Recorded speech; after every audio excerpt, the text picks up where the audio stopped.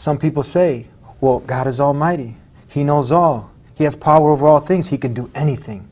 What does this mean? So they say that God can do anything, so why can't he become a man? What do we say about this? That's a common argument that's put forth, that why are you restricting the powers of God? Exactly. God can do anything and everything.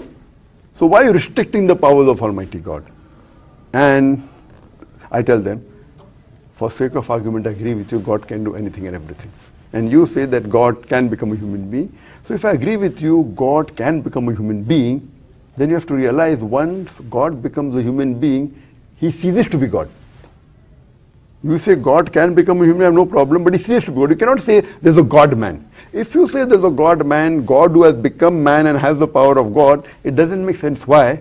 Because by definition, God is immortal. Human being is mortal.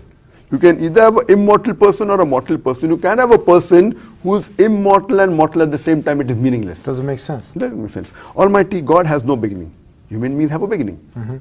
You can't have a person who has no beginning and has a beginning at the same time. It's meaningless.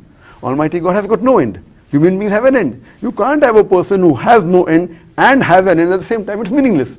It's like telling I saw a tall short man. You either have a tall man or a short man. It is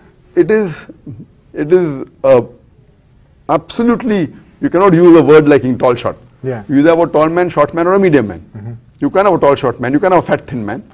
So similarly, you can't have a God man.